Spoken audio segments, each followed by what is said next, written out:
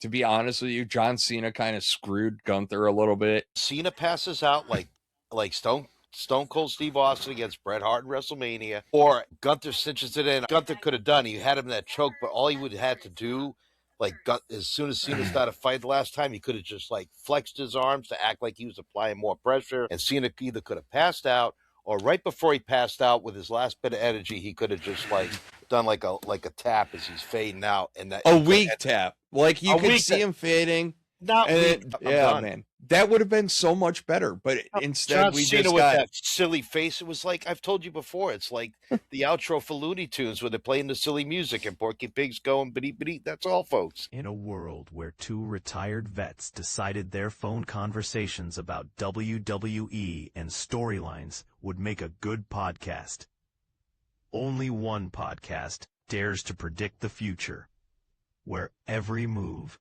every feud, every moment is overanalyzed. Grab your number 2 pencils. Get ready to step into the squared circle. This is your front row seat to the storylines as you wish they were written. Welcome to the If We Had the Pencil podcast. Here are your hosts, Sean Green and Matt Jackson. Welcome to the If We Had the Pencil podcast. My host is my host. My name is Sean Green, and I will be your host.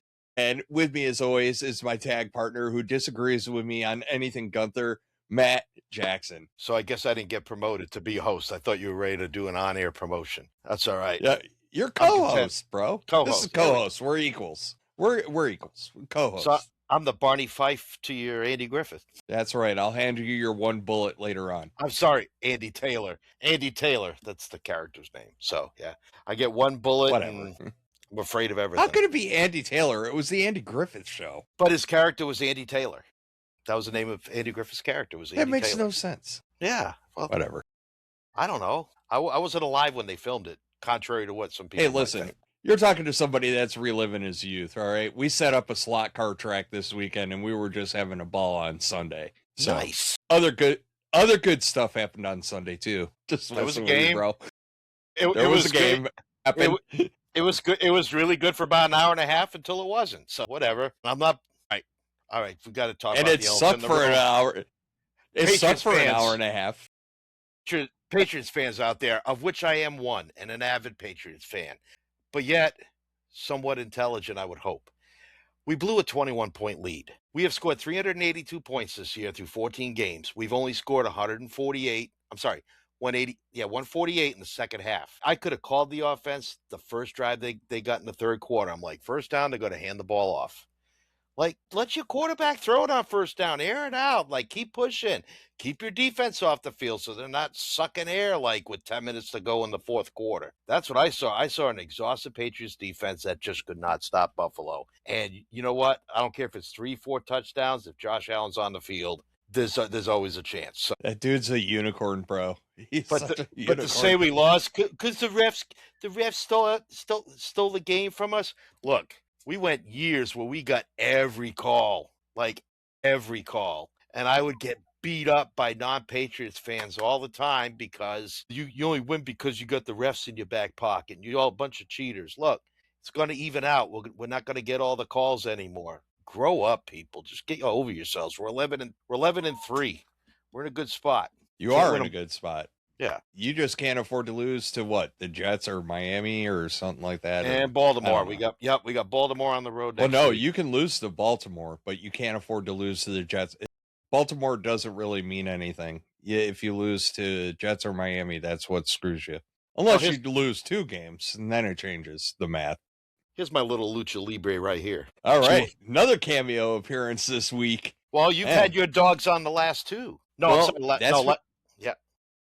that's 2. Because my bulldog is to the name. She just takes her head and bumps it into the door, and if the door isn't fully hasped, she's just like, "What's up? I'm coming on." So, but she's my little girl, so I can't complain. Yeah, but same it was what a weekend, man. So funny note while we're still on Bills Patriots. So obviously I was out of town last week for work, and we were having a meeting yesterday about what went on last week. and I was in a separate conference room, just dialed into the meeting, and the boss was like, did I meet him? And like everybody in the conference room is describing me. They're like, you would know him if you saw him. He's got a beard. He's always wearing Bill's stuff. I was just like, yeah, that's me. That's me. Yeah, pretty much.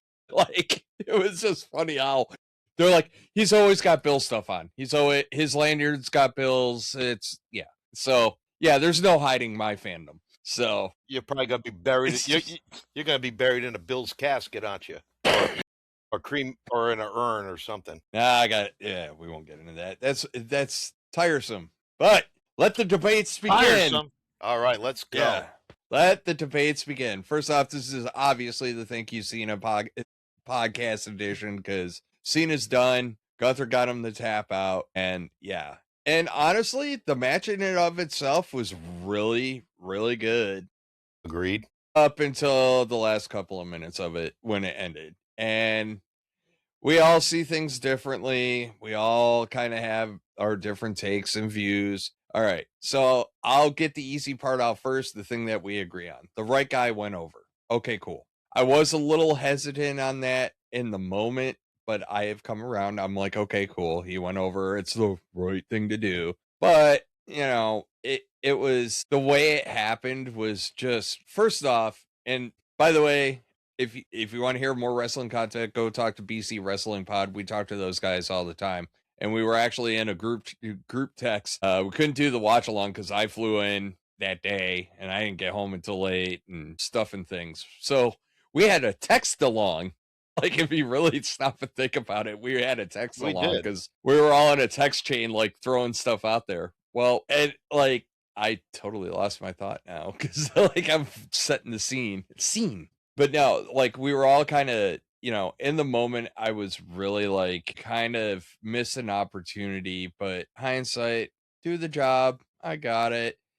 But it was really interesting because, like, honestly, I was ready to burn the place down. Like, I wasn't happy with the end. That's how disgusted I was with the ending. And it really put a bad taste in my mouth. And honestly, it's no fault of Gunther's, by the way. And No, I it's think not. that's what's getting lost in all of this is Gunther did the right thing. He did what he was supposed to do. To be honest with you, John Cena kind of screwed Gunther a little bit in the way it ended. And Yes, he to did. be honest, like, I don't know if he screwed him, but he took a little of the shine off it by the way he tapped out. And we've talked about dude, this he looked like the sunshine from freaking Teletubbies. But anyway, so I know, I'm sorry, I know where I just had an image of the sunshine from Teletubbies, like from 20 years ago. or what was it? David Cross's character in Futurama, like the giant planet thing. Oh, or the okay, giant spaghetti thing. You lost You me. know, You lost I me. know. Gone. Squirrel. I know. I got to relate to the kids. No, Okay. I know where I was going though. So when we were texting with Mikey last night, I really hit a breaking point of I am so sick and tired of WWE writing everything in crayon. Like, it is getting really effing frustrating because you ruin any surprise that is potentially out there. The best example relates to the Cena Gunther match. I'm gonna make him tap out, and he wins by tap out, and it's like, well, That's kind of big cool. though, because usually when a heel makes promises and they make repeated promises, I'm going to tap him out, I'm going to do this. 9 times out of 10, they don't follow through. So Gunther actually followed through, like he did what he said. So that to me, that added credibility to Gunther. It does until you follow it up with Adam Pearce going, I want to know who the masked man is. And we find out who the masked man is. Like, that's my problem with it, right? Like, honestly, I wish Gunther would have played a little more coy with it instead of being blunt, to be honest with you. You know what I mean? Like, maybe I'll just make him tap out. He doesn't like to quit. We'll see how he is. You know, that little coyness, the fact that he just went direct, like, I'm going to make him tap out. Like, he's like Ivan Drago. I must break you. Like, okay, cool. You know, whatever. And like, so Cena smiling while he's just like, hated that. I hated that. Either I give up. Cena passes out like Stone Cold Steve Austin against Bret Hart in WrestleMania, or Gunther cinches it in. I think Cena fought it, like 6 times? It was like the 6th or 7th time Gunther got the sleeper in.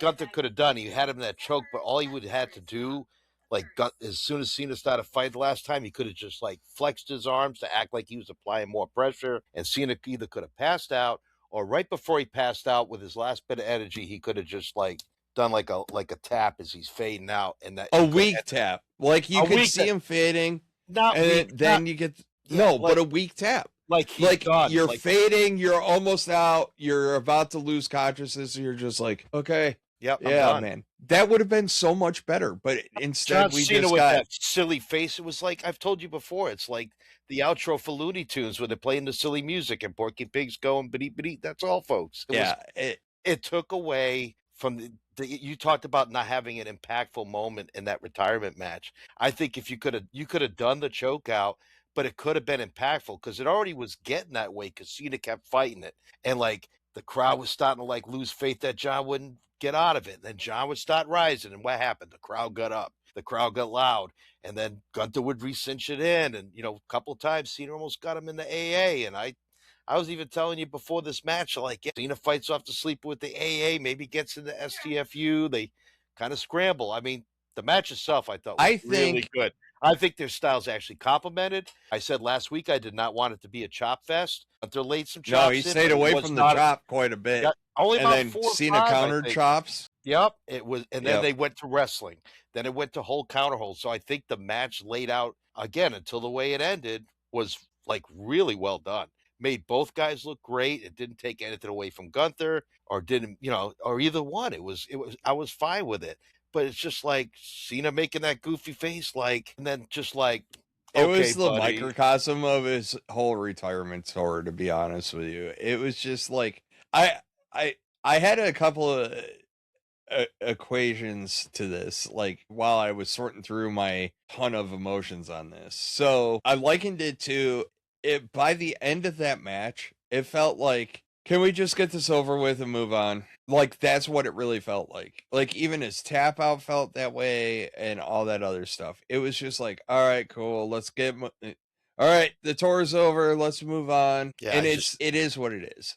But and I kind of accepted it. I'll be honest with you though, and yes, the right guy went over, but man, you could, as hot as that crowd was for Cena, and I went into it expecting Cena to lose, and I think that that's something that's taken the shine off of WWE as a whole as of late is everything feels predictable. yes. Everything feels predictable. So like we knew, in our heads, in our minds, I think you and I kind of went into that match. We're like, Gunther's going to win, and he's going to win by submission. And like going back to the lack of the moment, right? The moment, like Shawn Michaels ending Ric Flair and saying, "I'm sorry, I love you." That is impactful and it's long lasting, and you Yeah. remember that. I see it in my head vividly.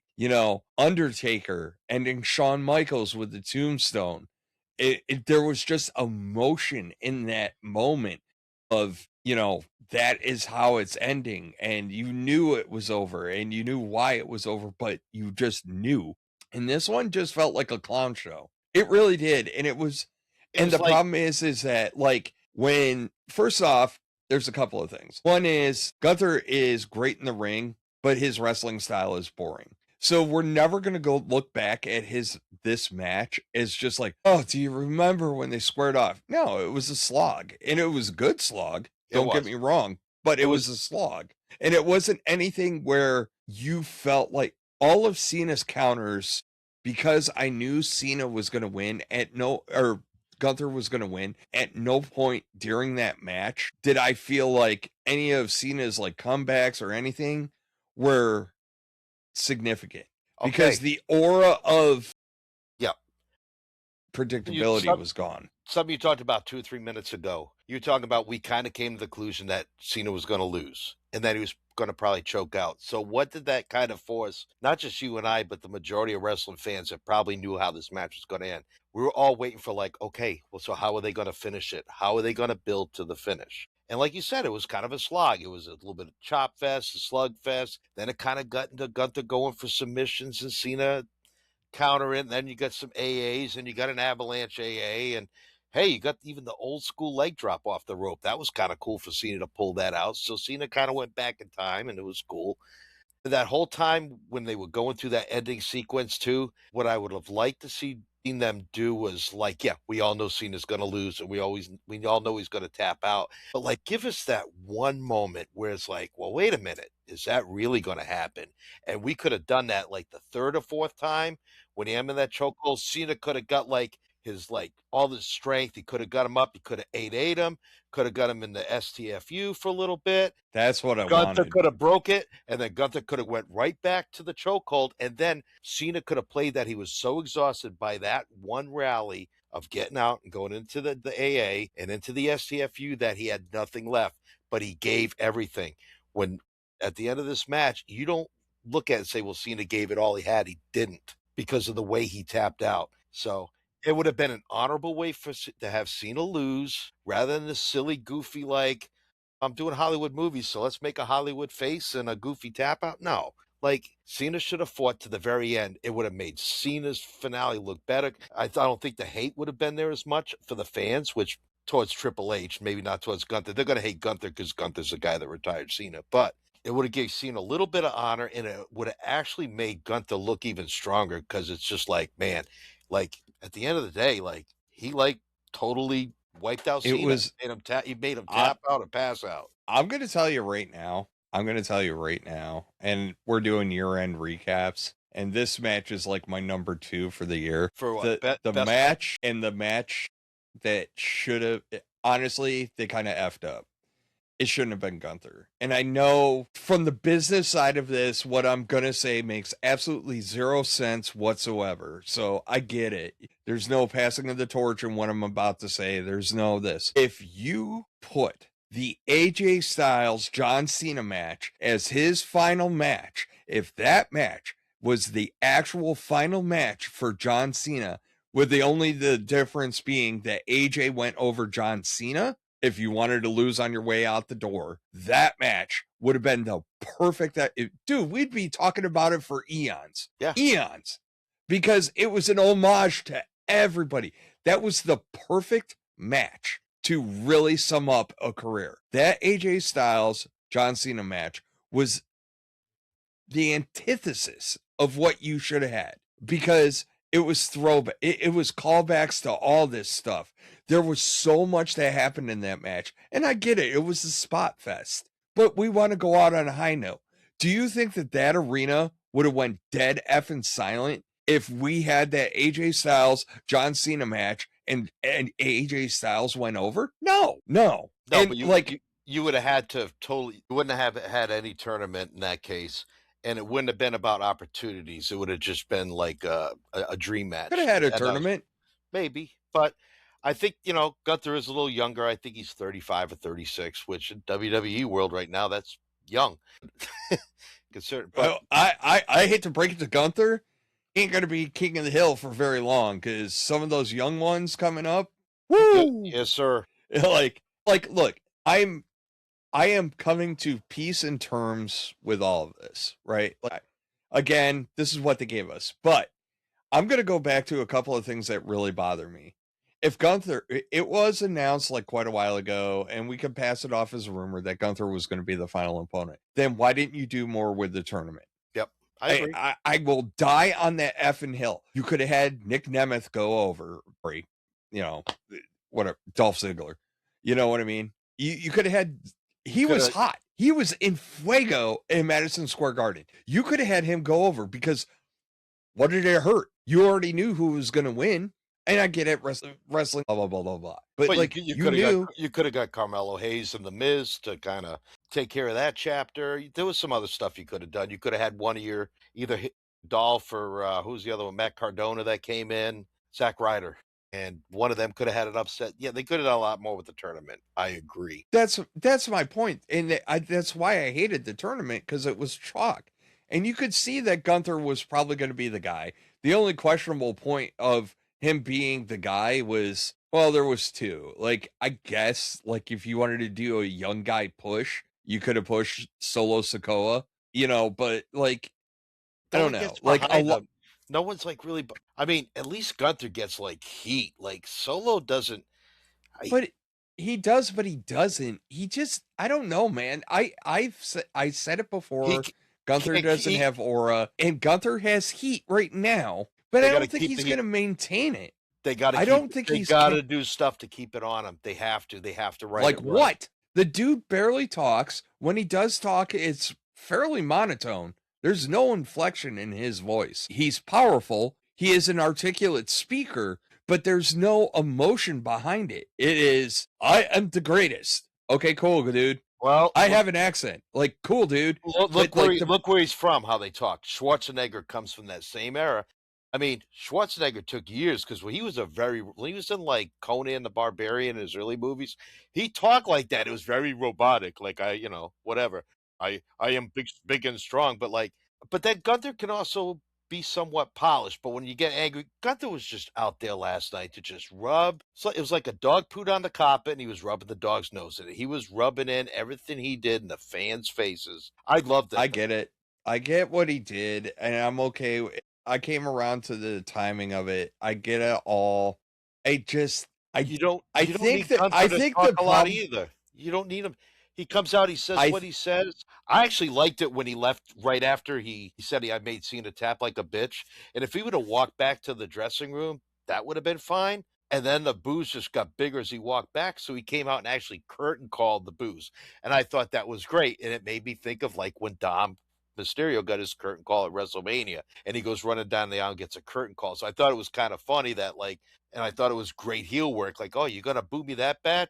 I'm just gonna go back in the ring. After the third or fourth time coming in, when he's on the announcer table and he repeated his lines again. I think they could have cut him off after that first curtain call. But to me, the money made was when he went backstage and he ran into like Otis and Tozawa and R-Truth, and yeah, then when Adam Pierce, because called him an asshole. That was right, no, money. I don't That think. was the best part of the whole thing. First of all, if you're a wrestler on that roster or character, they should not write in your character that you are mad that Gunther beat Cena. Because, like you said earlier, a few minutes ago, Gunther did his job by beating Cena. What they all should be pissed off, and I think they hinted at it and they drove the nail home with Adam Pierce, was like Cena's gone now, and now it's almost like you talk like ill of the dead. It's kind of like what Gunther I did. Like guess. Cena's so I think everybody was just upset that like, okay, you won, but like you have to be such a dick about it. And Gunther was being a dick. Actually, he was being an asshole. And Adam Pierce, which now has sparked up the asshole chance, which I'm sure when Gunther comes on Raw next Monday, that's all you're going to hear. 12, 15, 18,000 fans, whatever, however many are in the house. It's going to be a unison You asshole mean the chant. same fans that were chanting "You tapped out" after he tapped out John Cena? Man, I the mean, fan, it's so you can manipulate the fans. Come on, we know that. It's I so know. easy. I'm just, it's so freaking frustrating. When they We are started the those "You fans. tapped out" chants, They I'm like, are manipulate you us. people retarded? Yeah. I was like, are you people dumb? Like, what? Where on earth would that make sense? He just tapped out a dude, and you're doing the It's, but this feeds into my problem with Gunther, which is nobody knows what to do with him. I was telling you this pre-show, and it's what frustrates me with him because he, for his career, just did something amazing, and it's great. And honestly, before he lost to Jey Uso, he would have been way better of a choice for that. I think the loss to Jey Uso really tarnished him.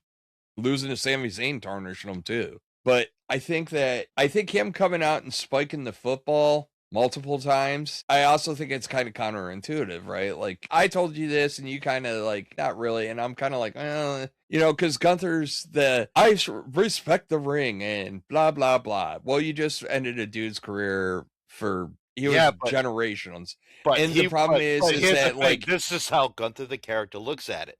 I am a professional wrestler. I am not a sports entertainer. So he's already looking down his nose at sports entertainer. So while he yet acknowledged and even said before the match the week prior that John Cena is the greatest sports entertainer all time, it's something Gunther still looks down his nose on. So he can still hold that ring as sacred and talk all the shit he wants about John Cena because like he's just a sports entertainer. And I prove that pro wrestlers will beat sports entertainers any day of the week.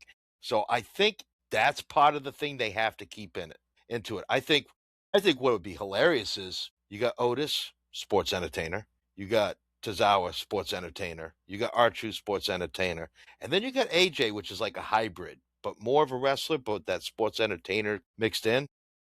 I hated there's one thing I hated about the AJ Styles piece, and that is we all know AJ is getting ready to retire. And this goes back to my point about putting things in crayon, right? Like, so are you telling me Gunther's going to be the one that ends AJ Styles' career? And it's just like, dude, I don't So listen.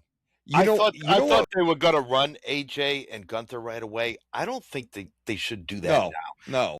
I think you said I think that's a breadcrumb. I think that's a little Easter egg. Like, yep, just keep that in check. Maybe 6, 8, 10 months down the line, you're gonna see that, and it'll be probably the same circumstances that we saw last Saturday night will be. I think that you have to be smart about it. Like, here's the deal. Randy Orton was always the legend killer, right? And like I think that one of these legends that he tries to kill off, so to speak, he needs to lose to. I would make it AJ because you effed me on Cena, hypothetically. You effed me on Cena. It looks like he's also going to end Brock Lesnar. Okay, cool. I don't give a crap. But at one of those, he's got to slip on a banana peel. One of those, he's got to get his comeuppance. Because if you just let him run through all the people retiring, it is going to be the lamest freaking shtick for a wrestler. Because a couple of times, it's kind of cool, it's different, it's exciting. And then when you get to the end and you're like, oh, that's just his thing. So here's my thing. You're going to get a rumor somebody's up for retirement. Like, R-Truth's getting ready to retire. Get Gunther on the phone. Like, it's going to be lame. You know what I mean? That's why I said, like, but it also goes back to my predictability point. If he's going to be the guy that retires dudes, he at some point has to F up. He's not the Undertaker at WrestleMania. He is not. And I don't care how much you like him in the ring. He is not the Undertaker during WrestleMania. All right.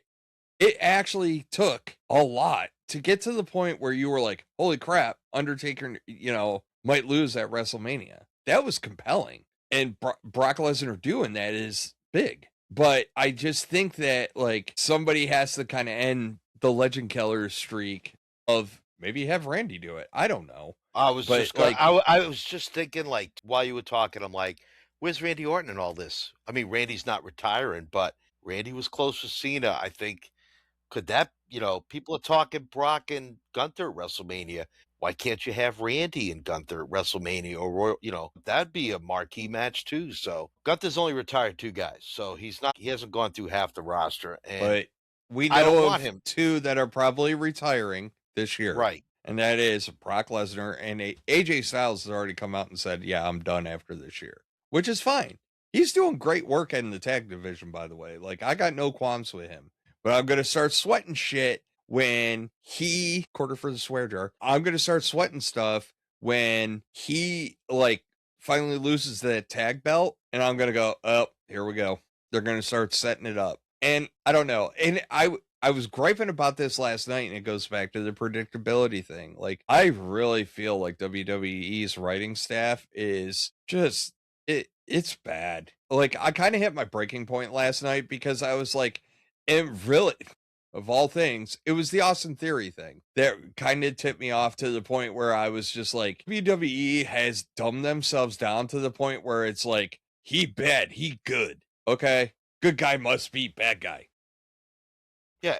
Bad guy win. Like, it has gotten it like, and the problem is like we went through an era, especially right when Triple H took over, that it was so nuanced. And we went through iterations where there was like they were dropping nuggets for stuff that wasn't even going to happen for like 3-4 months and like all this crap. And right now it's just like you good, you bad. Okay, ready, fight, and go. 3-week cycle. 3-week cycle. It's Talk about terrible. all the time. And we're here's back the- in one. Here's the thing, like everybody and their brother knew that it was Austin Theory out of the mask. Fine. But could you have made the reveal a little more interesting? Could you have teased that it was maybe not him? Could you have had it where the WWE security officials come out and Nick Aldis, I mean, not Nick Aldis, Adam Pierce, he was in a raring mood. He called Gunther an asshole and threw him out of the building. Like, why couldn't the security just hold him Why and not? Adam Pierce come over and just rip the hood off him and have like Why Adam not Pearce? do it? Why not do it in a thing where like he comes in, he gets his stomp in, Punk is slowly starting to recover or whatever. And then right as Brock is going for the spear, somehow he gets his hand on the mask and he rips the hood off. Like something more or Bron Yeah, Breaker. I know. You know, like make it more freaking compelling. Like that's honestly where my frustration is, and it kind of ties into the Cena thing, and it kind of ties into everything else, right? Like the writing lately has been like really, it's like an auto generator for freaking, you know, here's your 10 scenarios in the balls. It will be this guy versus this guy, and the guy will lose by disqualification by this guy. Like it just, that's what it feels like One of right those now. things they used to make in elementary school where you used to put your hands in them as a piece of paper, with stuff written all over them. Yeah, those things. The I know fortune teller. yeah, the little There was a fortune whole teller. South Park episode Yeah, episode about it. maybe that's what they're using, or are they just throwing darts against sticky Darts. Just a is- bunch of freaking scenarios on the wall, like blindfolded to like throwing darts. Like, yeah. It just feels really like lame. Like there's, and you're right. It is the 3-week cycles. It is everything else. But you know what, Matt? I know you like the thing. I'm okay. I am willing to give Gunther time. Okay. That is where I'm at right now. I am in the let's see where you go with this phase of everything, because I have concern, and I think this part of the problem is in the way I look at wrestling, and it's all this podcast's fault. So I look at this because I look at it as, okay, you did this. What is near term? What is long term? Near term is, okay, cool. I knew you were going to come out and spike the football. Okay, cool. You kind of did it okay. But me, long term looking at it, it's where are you going to go from here? What are you going to say to keep that heat on you? You know, and I know in one of our sidebars, you know, I was kind of equating him to Dominic Mysterio. And Dominic Mysterio is just like a great, slimy, skeevy heel. He cheats. He looks the part. He talks the part. When he talks and he says stuff, you have visceral reactions to Dominic Mysterio. He is that good of a heel. The problem is I don't get that visceral reaction from Gunther. I'm just like, yeah, you're a douche, but there's a lot of douches in the world. So I think that's where my problem is with Gunther. And it's like the fans will cheer whatever. Somebody will start a chant and they'll just be like, they're like clapping seals. You know, we're just going to do this. They're like, you tapped out, tapped out, you know, and it's like they're barking seals. It's no insult to the fans. I like that the fans participate, but that's the problem, right? Like we have to say something, but we don't have something good on this person. Like, so you know what I miss? Because I watch a lot of. I told Sean like the last 2 days because I'm done with school for the semester, but my wife still has another week at work because her school doesn't let out until the end of the week, so she's there all day. So and it's been cold, so I think I watched 4 or 5 hours of podcasts from Busted Open to Dutch Mantel to Jim Cornette to Steve Richards to James Romero analyzes Saturday night's main event, and I took a break by watching like old school 80s and 90s wrestling. And I was tuned into the crowd because I was a little tuned on something else at the time that enhances things. And the crowds, like I was watching Bruiser Brody and Abdullah the Butcher were fighting in world class. Match went like 7 minutes. Those 9,000 fans screamed themselves hoarse for 7 minutes. There was no singing. There was no chanting. It was just bedlam. And it was awesome. So I'm not crapping on today's fans, but the singing and the little catchphrases while they're cute, I just miss when the crowd would just explode and like be into every little thing.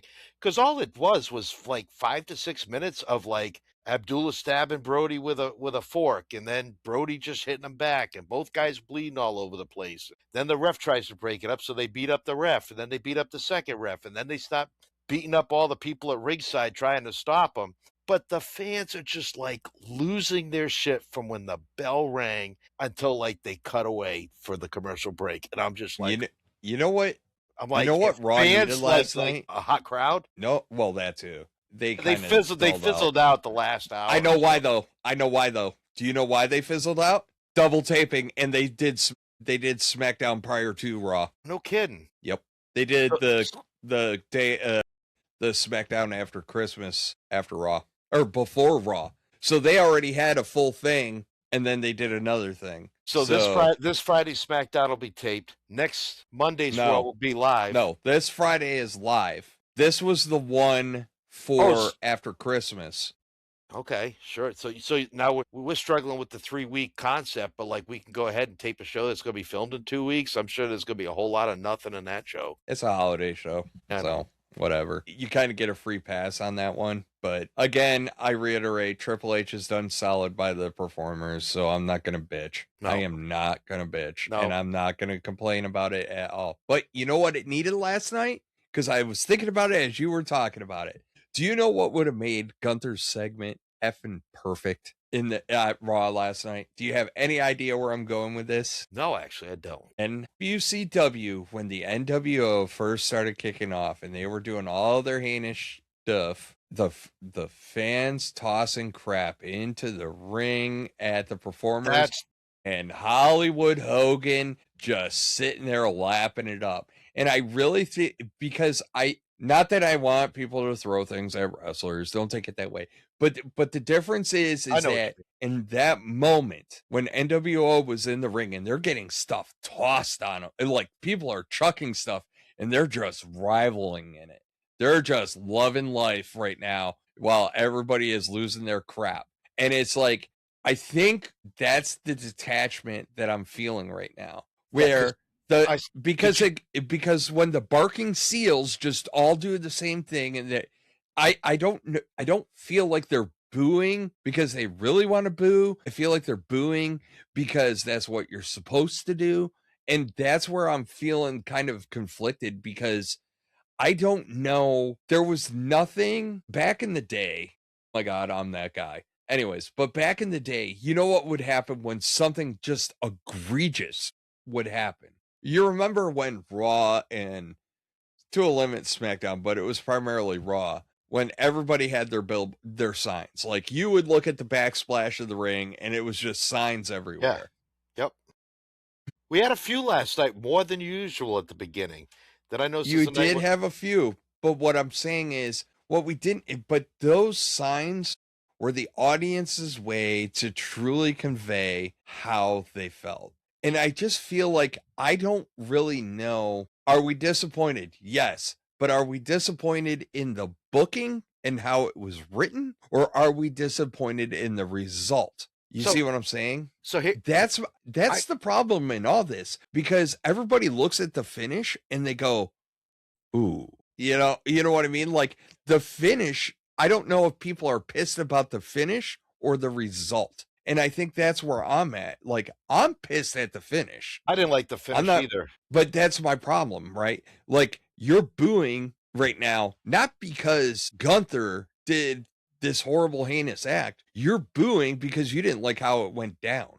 And I think that's a problem. I do think that's a problem, because that doesn't have longevity. And honestly, Triple H got more heat than Gunther. To my point, great segue. I know they won't do it, but wouldn't it be awesome?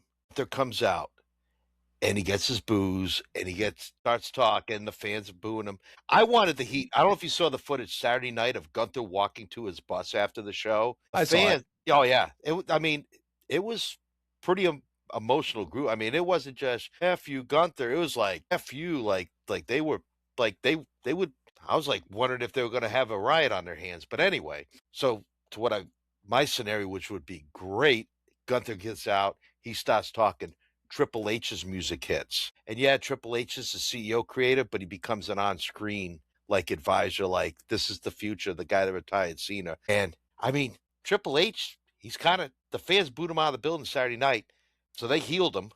He's a heel. Gunther's a heel. He's always been a heel. If you think Gunther's lacking something, if he could have someone like Triple H as like a guide or something like that, like just on screen. I'm not opposed to it. I mean, Triple H, good on the mic. He can help out Gunther with Gunther. Like you said, he lacks certain things in the mic. I don't think he's a great promo. I think he's a good promo just for shock value. Just to have Triple H, like the guy that does all like this, talks about the big gates at the post show and like does all like the, you always see him on the news because he's with Mrs. McMahon, and whatever, getting this side. All of a sudden now, like, I'm not saying replicate the Mr. McMahon character, but get Triple H in an on-screen thing and have him do a little something with Gunther for a while, and just have Or like, it'd be an interesting thought exercise, but I don't think you can do that because from a business standpoint, like a true business standpoint, I think even though like people think that Triple H has way more power than he does in the current Vince did infrastructure. it, and he owned the freaking company, and he did it, and it was That's great. different. He owned the company. Yeah, But like I think it's a different era. You're part of a conglomerate, you're part I of know. a publicly traded company, and honestly, the front man, the mouthpiece, the one that does take all the heat rounds as well as all the accolades is Triple H. And that's why people think he's got more power than he does. He's just a spokesman, man. I know. And he's the chief content An officer, officer. so like the writing BS is on him. Like a lot of this writing shit is on him. So like I don't disagree with that. So I think that's my end state, and that's my final statement on Gunther and John Cena, which is I'm really going to be interested. I will give it time, but I am really concerned that people are more pissed off about how it happened than that it happened. And I think that's where I stand on, because none of us really liked how it went down, but I don't know if people despise Gunther. I think they despise Triple H right now more than they despise Gunther is the problem. And that's a problem. Yeah, it is, because it's taking the heat off the guy you want to have heat on. Correct. So, because if I went out right now and we did a test and we put Gunther out and we sent him out to the ring, kind of like what he did Monday night, and then he finally goes back behind the curtain, who do you think gets booed louder in that building? Triple Gunther H. or Triple H? Triple H right now. That's a problem. That is a problem. And honestly, John Cena shares some blame in all this. I get it. You went out how you wanted to go out. I think that maybe a statement just saying like it was time to let go. Like that's all he really needed. Because I think that was the best argument for the smile and the tap out was it was just me letting go. It was time to let go of that chapter.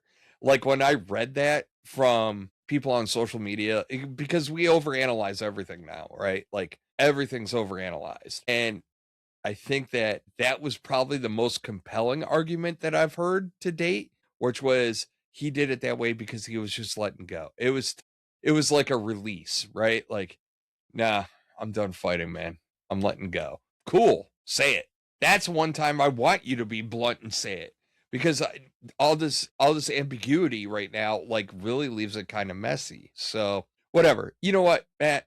Other stuff happened. We've been on this for almost an hour now. Nice. But it's very impactful and it deserved it. We got a year of John Cena. You got 40 minutes of us rambling on about this stuff. So good times. Good times. But so as is tradition here, we're going to blow through SmackDown because a lot of it was set up. Like we don't need to talk about Oberfemi and Cody Rhodes setting up their match. Fine, whatevs. We'll get to the match. That's important to talk. Yes. So the first match we get on SmackDown, we get probably another SmackDown 5-star match, which is Tommaso Ciampa and Ilya Dragunov, which was just so damn good. So good. Right now, especially for like a regular show.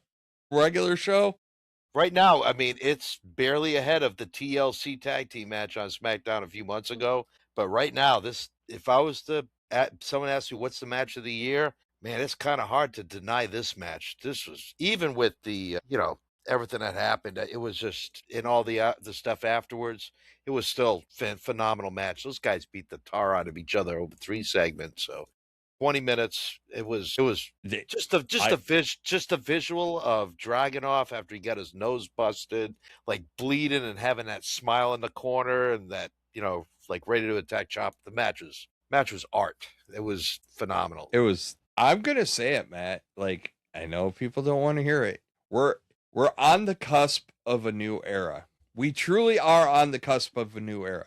When you start looking at the talent right now, we are on the cusp of, and we did talk about it last week, but we talked about it in a different context, which is the top of your roster is crusty and old, right? Like, honestly, like CM Punk, old. Cody Rhodes ain't no spring chicken. Drew McIntyre ain't no spring chicken anymore.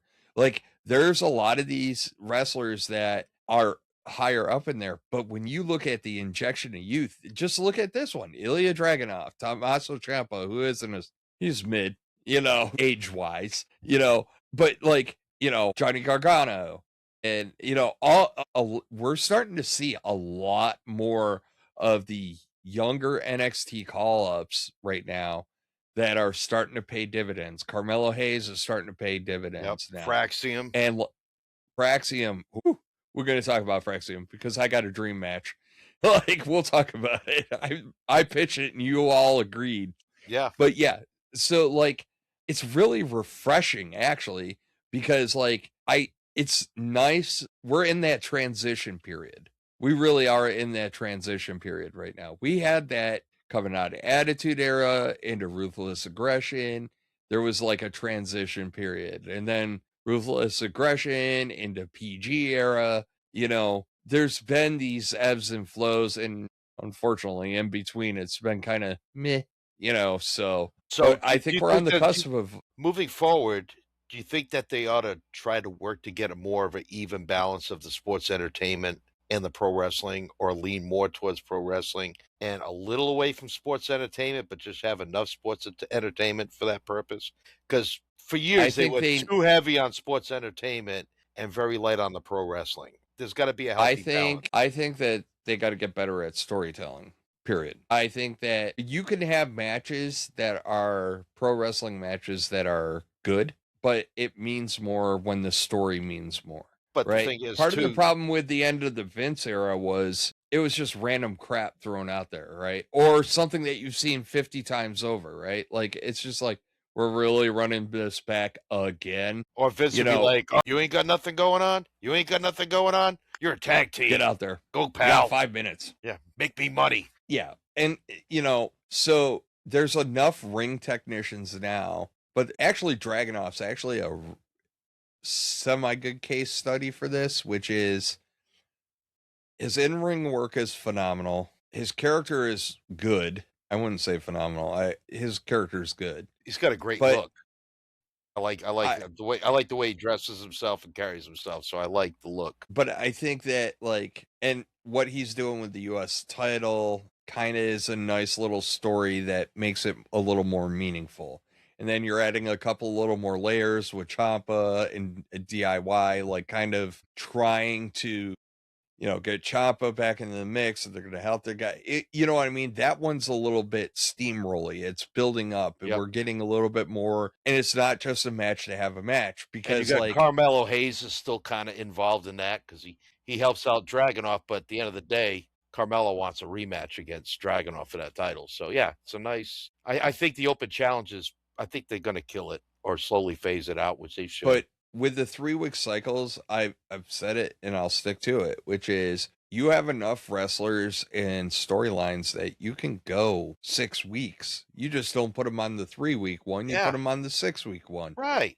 Who cares? Right. You start offsetting people, and it doesn't have to be in every other. There's a glut of talent, so, and honestly, I'm not going to lie. I like Saturday night's main event. It was a good mix, honestly. You know what I mean? It was about as close as you could get to Raw versus SmackDown without it being Raw versus SmackDown. Yeah. I think honestly, it as far as like B shows, if you want to call B level PLEs, and I guess we can throw Saturday night's main event in there, it was one of the better B shows of the year. It was good. Yeah. It was good. So we get Wyatt's calling out MFTs. Hey, USA, BWE, here's a note. Just let the Wyatts come to the ring and don't put commercials over it or talk over it. Just let us embrace that, please. Like, kind of a waste. When when Cole was talking over it, I'm just like, bro, you can talk about this after the fact. Let him get to the ring. Let me enjoy it. It's like one of the best entrances out there for a group. No one ever put sponsorship ads over Undertaker's entrance. Yeah. And honestly, hold on, nothing exciting out of that other than a tag match. So, and we get Lash Legend and Alexa Bliss, which and I think I said it that night. I love what Charlotte and Alexa are doing, putting over talent right now. Me too. They have you really got to credit Alexa. You got to credit Charlotte Flair. You have to credit Becky Lynch. You can add And Bailey you to that have list. I was going there next, Bailey. You really got to give them credit because they are doing yeoman's work of trying to build up the next generation. And I give them tons of credit for that. So, yep, Lash Legend won. All right. So we get Javon Evans and The Miz. And any excuse I got to watch Javon Evans, like, give it to me. Just let it go. I'll watch that kid all day, every day.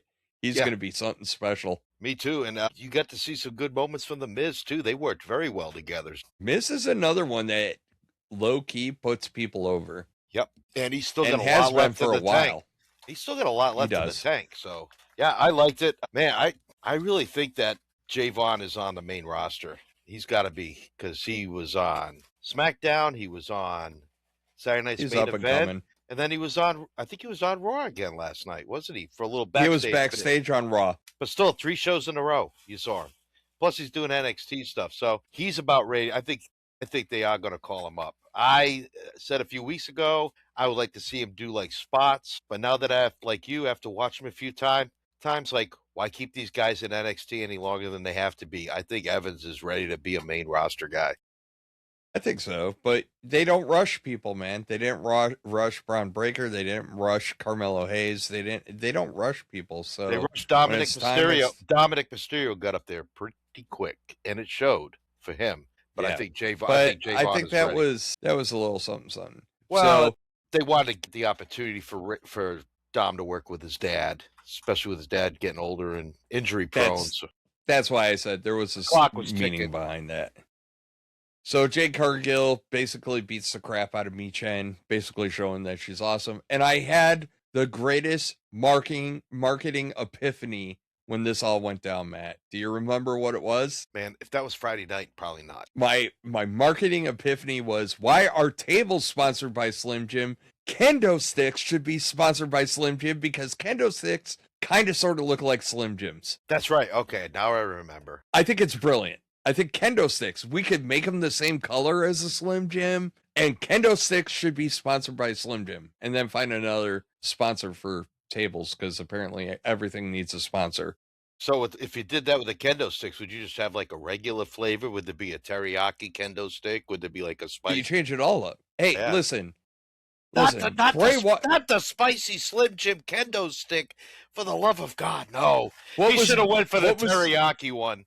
What was Bray Wyatt's match? The Dark Mountain Dew or whatever? Yeah, the Mountain Dew Midnight or whatever that was, or something. Yeah. Like, Well, it's been done, so we could do it. Different flavor kendo sticks for everybody. Like, snap into a kendo stick. poor LA Knight, when he's not getting booked to win, he's booked in like wrestle crap like that, like the glow in the dark match. Good Lord.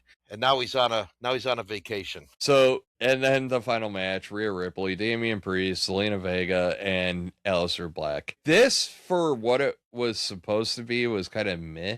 I wasn't really, like, into it. Like, I was into it, but I wasn't into it. I was kind of like, meh. Like, I don't know. I don't know how to explain it. There's been a lot of, you can kind of tell the holidays are around the corner right now in some of these events where, like, it's just that much off. And you're just like, you know, and in fairness to Saturday night's main event, everybody showed up. Yeah. So I did like, though, with Black and Vega did some stuff together. They did a couple of moons. They did a moonsault off the top rope to the floor. Then they did another spot together, which I thought was cool. Like, well, they're husband and wife. They should be like in unity, and you know, they should be able to be that close with it, thinking what the other was thinking. So it was a cool spot. It's kind of weird to watch, like Aleister Black, who his character projects like he's a loner, but now he's got his wife out with him, and it's very Karrion Kross-ish at times. But yet, he out carrying crossed. He out carrying crossed. yeah. Did I say Karrion Kross? Did I say the wrong name? No, you said carrying cross, but I'm saying Aleister Black and Zelina Vega out carrying Cross and Scarlett. Yeah. Like, they're actually what they should have been. Yep. And like, so it works for me. Yeah, it's so the whole thing, it kind of makes like Vegas growing on me because I like seeing this side of her instead of the side we saw before. So I kind of like the only time that badass. This is going to sound really bad. The only time that she was actually really good at as a face is when she should have went over, and that was at the In PLE Puerto in Rico. Puerto Rico. She was on her game then, and you really should have probably put her over and had her have a quick run. That's just my 2 cents on it, but whatevs. But let's get into the fun one, because if we weren't here talking 40 minutes about John Cena and Gunther and the ending of that match on Saturday night's main event, leading up to that match, we got to watch the IWC burn for an hour and a half because of Oberfemi and Cody Rhodes. And all right, this is where there is an era of predictability where it makes sense. Let's get the bullshit out of the way. Another quarter for the swear jar. Oberfemi, who just won the NXT title, was not going to lose. Cody Rhodes, QV1, face of the company, was not going to lose. No. So you knew going in there, something was going to happen. Double count out, interference, whatevs. And look, so here's a funny backstory, and Matt can elaborate on this. Matt and I deliberately do not watch NXT, and it's for nights like Saturday night's main event. And it's funny because, as I mentioned before, we talk to BC WrestlePod a lot. Like Mikey over there, we're all in a group text, and we all kind of share our thoughts and feelings and stuff like that. And he's like, man, this is why I want you guys to watch NXT with me. And I'm like, Matt and I both chimed in at the same time. We're like, whoa, wave off, buddy. And we actually ended up FaceTiming him at the end of the night. And we were saying to him, we're like, look, man, no, you don't want us to watch this, because when you watch something week in, week out, you become accustomed to it. You're very familiar with it, and you don't always see it for what it is. So when you have a call up from NXT that you haven't seen before, or only seen in one match, or a Stips match, or some goofy scenario, people like Matt and I that don't watch NXT are your best litmus test for this, because I have never seen Oberfemi in a ring, ever. This was my first time seeing Oberfemi. Heard the name, first time seeing him, and I was very impressed. Yeah. Very impressed. Whew. And, this is why you want that, because if I was watching him all the time, I'd be like, yeah, but there's these 3 other guys. No, I saw Oberfemi. I was impressed. Very impressed.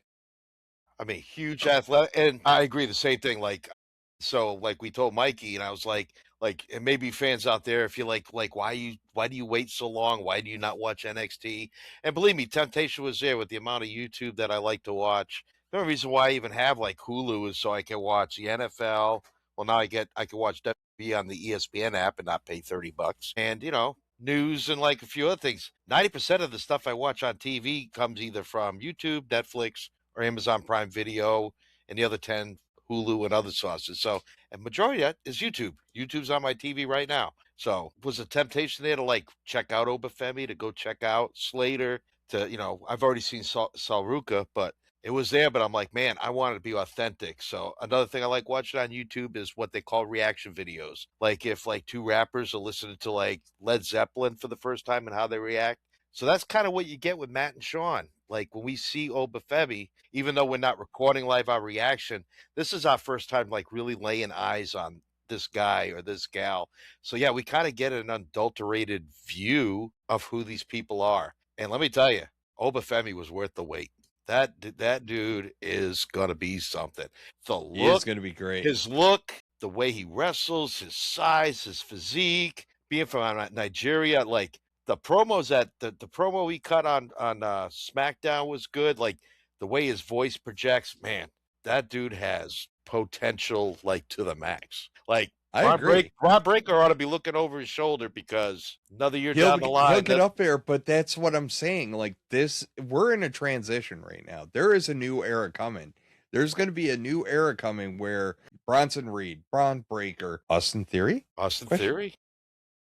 Logan Paul, and like we're getting this new era, and you're even getting a flavor of the Javon Evans, who we already talked about, the Oberfemi that we saw for the first time this weekend.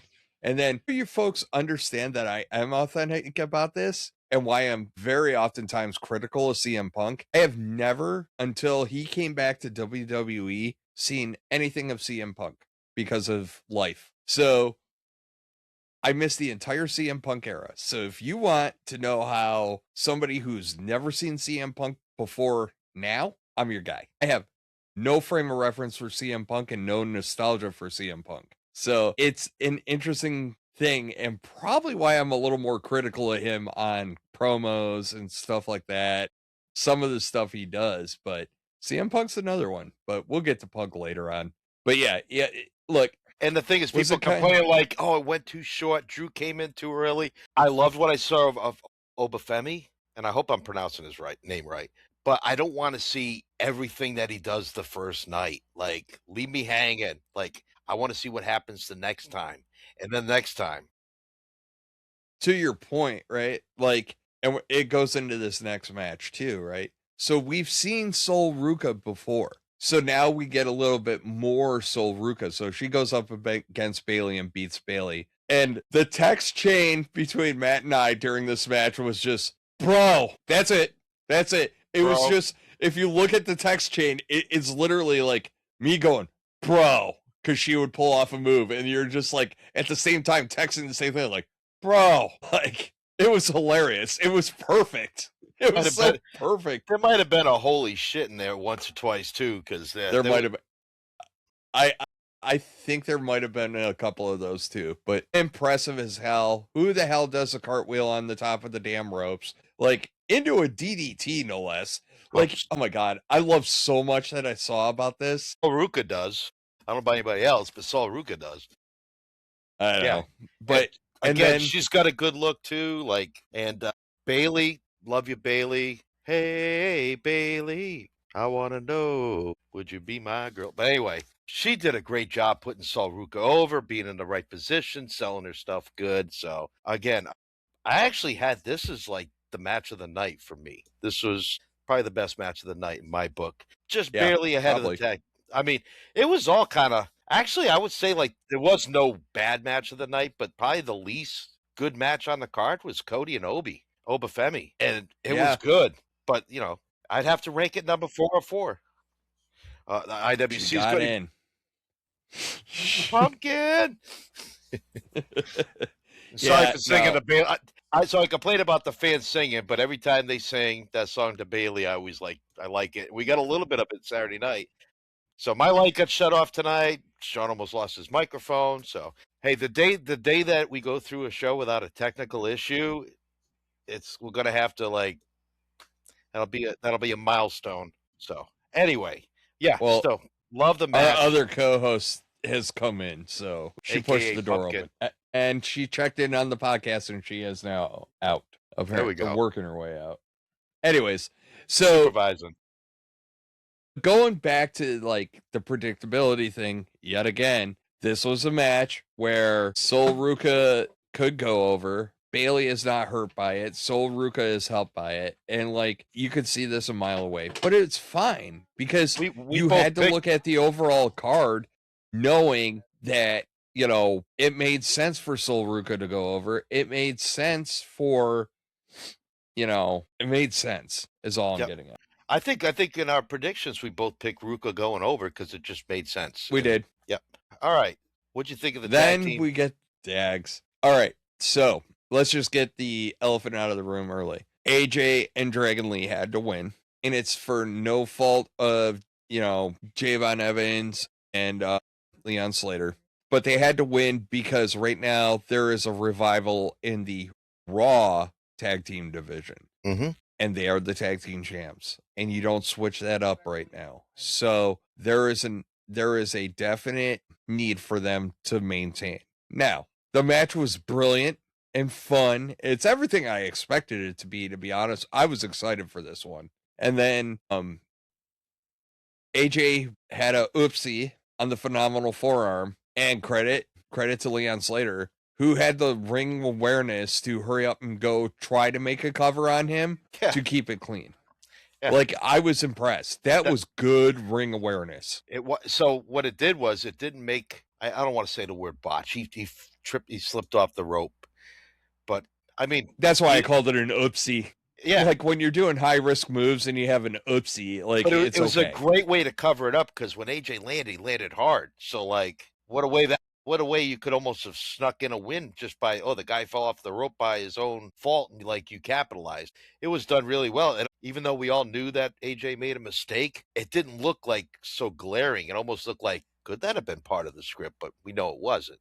AJ, even with that little slip up, AJ looked really good. All four looked really great. This was just this. It's your fault. It's your fault that he screwed up because you're like, man, AJ looks so young in this. And then all of a sudden, right after you texted that, it was whoopsie. And yeah, you put the voodoo hex on AJ Styles. Way to go, Matt. Way to go. I was rooting for the guy. He's not that much younger than me. I think he's your age.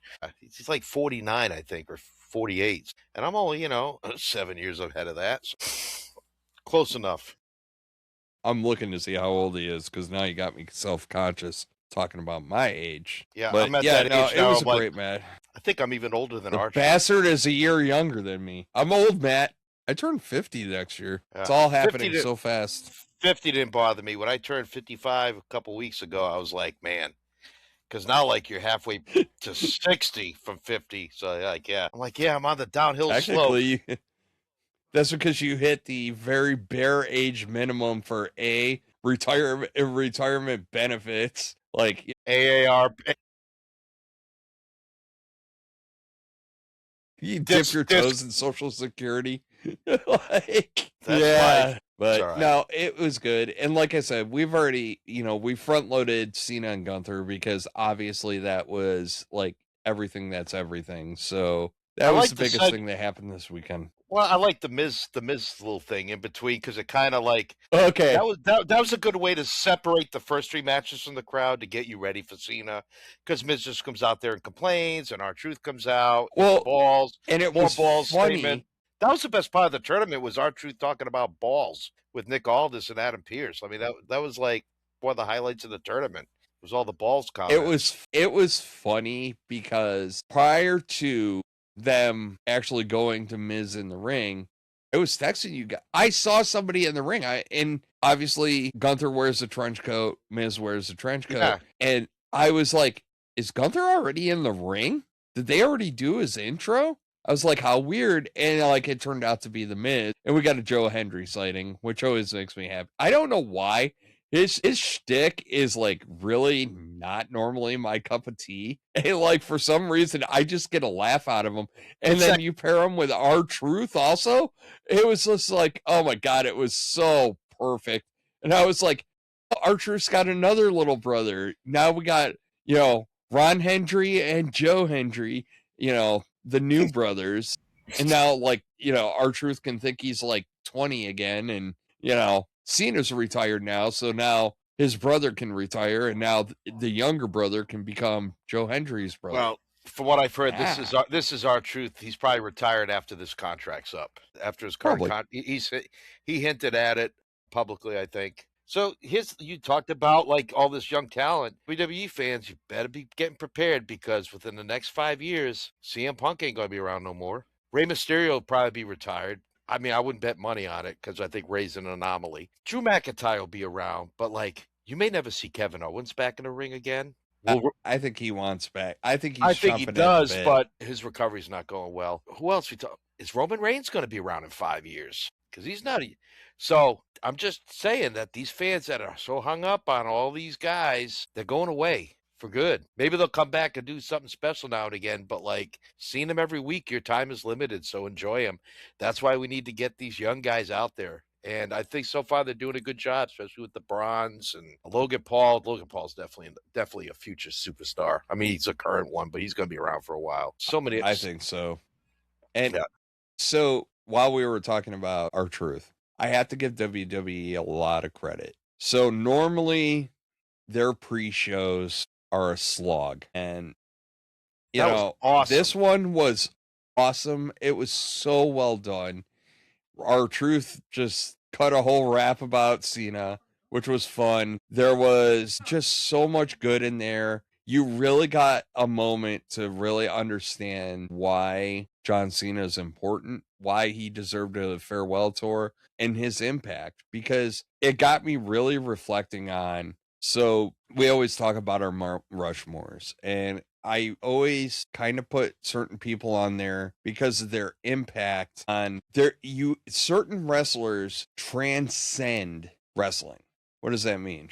So Ric Flair, without a doubt, is one of the greatest wrestlers to ever lace up boots. Without a doubt, no questions asked, whatever. But his path outside of people knowing him because of how flashy he was, he didn't really transcend. He didn't do a lot of movies, a little bit in the hip hop community, and then when Hogan had Thunder in Paradise, but like, yeah, he didn't transcend the sport. He performed in the sport at a very high level, but he didn't transcend it.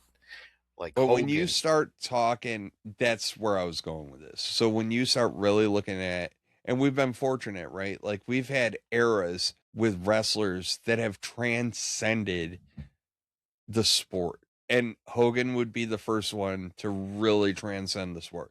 He made wrestling like into the mainstream. Like it became a pop culture phenomenon, right? Like you saw him in Rocky 3. He's guest starring on the A-Team. You knew who Hulk Hogan was. You knew what he did, but Hulk Hogan always popped up everywhere. He had a cartoon, like wrestlers had a cartoon, for crying out loud. But like the point is that like you might not be able to name but 2 or 3 wrestlers off the top of your head during that era, but you knew Hulk Hogan, and like he transcended it. And you saw him, Thunder in Paradise, all this other stuff too, right? Like, and then you move forward a little bit, then you get the Austin era. And the Attitude Era for wrestling it was probably the greatest thing ever to happen to wrestling ever, because wrestling was no longer that you're into that thing. Austin being that really made it where it was kind of cool. Everybody had 316 shirts. If you didn't have a 316 shirt, you had a what shirt, stuff like that. Oh, it's water cooler talk. I mean, people would talk about it at work. Like, not like hiding in the corner, like, hey, did you catch Raw last night? Or did you catch Nitro? Like, it was like, you come to work, like, man, did you watch that? Did you see who did this? Like, you didn't care because, like, everybody, even if they like, well, I don't like wrestling, but like, this is fun. Yeah. Especially. And it was. Yeah. And DX was part of that too. DX, like Austin and McMahon feud, that brought a lot of people to the table because everybody wanted to, they identify with somebody beating the shit out of their boss because they wanted to. So it was great. Yeah. And then you get to John Cena. Like, I guess in between Stone Cold and Cena is probably The Rock. That's where it gets a little fuzzy for me, but The Rock was kind of... But he was the guy that really got launched into the stratosphere with, doing the Mummy and the movies. He was like the first guy to do like good movies. The CGI was so terrible. I don't know, back then we thought it was cool, but technology's not what it is. But I mean, like, what did Hogan do? I didn't think it was cool. Hogan did what? Bad. He did No Holds Barred. What was the one where he's in a tutu? Like, he's like a nanny or a babe. Like, at least The Rock did like some good action films, like the Rundown, Standing Tall. Like they were all. He's got a variety stuff. Hogan was just a lot of like silly action comedy stuff. Because he wasn't, love him or hate him, he wasn't good. Like he really wasn't. No, if he wasn't being Hulk Hogan, he sucked. I know. Which it's sad because the 80s was like, that's when like the action hero era started, with Schwarzenegger and Stallone and Jean-Claude Van Damme and Chuck Norris. We had a glut. Yeah. Steven Seagal. Steven Seagal. When he was thin. But yeah, Hogan just couldn't fit it. Jesse Ventura did a better job. Like, I ain't got time to bleed. Can you imagine Hogan doing? Can you imagine Hogan being in Predator? Hey, brother, I ain't got time to bleed. He'd be like, shut up, dude. Go bleed out. But Jesse was You're just the like first one to take the Predator shot to the chest. That's right. Oh my God, that would be hilarious. But no, so then you get to John Cena, right? And like, you really see the impact of him. And I was talking to you and Mikey about this like over the weekend, which is, I was just sitting there grabbing screen grab after screen grab, pro sports teams, Detroit Lions, Atlanta Hawks, like you name it. There was professional sports teams recognizing and acknowledging John Cena's retirement. And it was so freaking impressive. And not just the players, but actual full-on professional sports franchises. Major League Baseball did it. It was just like, that's when you start really kind of seeing the impacts of him. And then during the pre-show, they were kind of you get these little clips of Cena through the years and his appearances and everything else. And you're like, man, yeah, he's on the Mount Rushmore, dude. You cannot, and he maybe not in ring, but I think overall, he may very well be the GOAT. Like, I don't think anybody's ever going to top that, because one, you're never going to top the fact that he was, up until this year, a babyface the entire effing time. You're never going to top that. Nobody is going to have a babyface run like that. The second thing that you're never going to top is his impact on people. And that will forever be his legacy. Like, his impact, like, you see it. We all know about the Make-A-Wish kids, right? And it's always, cutting onions time and all this other stuff. But even, like, when they were doing the USO tours, they were having their tribute to the troops, and he would be out there, and he was engaged, and he was active with, like, all the, military folks. Like, that's a big effing deal. And, like, I never was on the cool fobs where it always got the wrestlers. F you, Bagram. But, I was always in the places that were kind of not good neighborhoods. Then I finally get to deploy to Bagram, and that was when they decided not to return to Bagram anymore, because it was like 2015, and like the war wasn't cool anymore. Like, it wasn't front page news. Like, that's still going on. That's still going on. Yeah. Wow, that's crazy. But no, his impact on humanity will always be top notch. You can't beat that with a stick, and more so than anybody else. And I'm sure there's lots of good people that do lots of good things. You're never going to have a human being that impacted as many lives as he has. Not just Make-A-Wish, just in general. Yeah, people could have said Hogan because all they, say your prayers, and he did a lot of stuff too. But like Cena, like Hogan had controversy, plenty of it. A lot of these other guys have, Stone Cold had some controversy in his private life. Cena, is there any dirt on him? I mean, yeah, I'm sure there is, and but not where people get all spun up on like they did about Hogan, and I mean, Cena didn't walk around a flight exposing himself to waitresses and stewardesses like Flair did. Didn't he do that on a stage, butt naked, with a little card in front of him? Yeah, but that was like the Academy Awards or the Emmys or something. Just saying. No, so yeah, but he was covered, and it was a funny moment. Like, I remember seeing it. I know, I'm busting chops. I mean, does anybody want to see 50-some-year-old Ric Flair? Well, now he's almost 80, but even back then, like, he thinks he looks like he did at 50. He thinks that. He thinks he looks like he did at 30, I'm sure. But no, so it's important to think, but when you have somebody that transcendent, you really got to recognize that. You do. Like, that's really my ultimate story. And honestly, Sean's philosophy 101 about anybody, like, nobody's perfect. No, nobody is. No, like, and I'm not saying Cena was, but Cena has always kept a very clean, mostly wholesome image his entire career. So he's always been a good role model for the kids. No, I know, but you know what? Just don't let them watch Trainwreck, though. They might be a little too young for that. Damn, I just watched one of those goofy ones. Man, I'm kind of good on. I'm kind of hitting it on the movies tonight. You are actually. Yeah. No, I watched. What the hell is it? I think I have Mark Wahlberg in it. And I can't think of the name of it now. There's two of them. They just came out one. It's a Christmas one. It's on Apple TV. Ted? But he's like, no, not Ted. No, this is a newer one. He's like a spy, but he's got a family. And he's been out of the game for like 20 years. And then he kind of pops up on the grid and then stuff happens. But like, really good. Totally unrelated to this conversation. Yes. Anyways, John Cena's the GOAT for humans. WWE did great in their pre-show leading up to it. And yeah, it was all gravy, baby. And it was good, except for the ending. The last 2 minutes of the ending. You know, when we got Teletubby John Cena, or Teletubby son John Cena at the end. So, well, one thing, if the memes are great though. You have to say it was, we may not like the ending, but boy, it sure got people talking, didn't it? So maybe not always in a good way. It did. Not always in a good way, but Sometimes you get people talking, so who knows? I know. I Who knows know, and where I we go try from not to be overly. I try not to be overly critical about it. It's just I don't know, Yeah, I man. Like I said, it's just there's just a thing in there that's wrong, and I don't know what it. I know what it is, but See, anywho, we're let's getting move this, on. we're getting this all out tonight, so we don't have to talk about it for weeks to come, or as much. No, because we have craptastic holiday wrestling to talk about for the next couple of weeks, apparently. Woo-hoo. But Man, so next week's holiday edition should be fun. It's a Christmas it show should next be week. great. Yeah. Oh, bitches! Oh, I have a shirt for next Tuesday. I am so glad you planned your wardrobe. What you see is what you get. This is what I wore to work. Just Well, it's you'll get chilly. a preview. You'll get a preview of it where we're on the BC pod with the BC guys Sunday night. You'll get it. Fair I'll wear enough. it for that.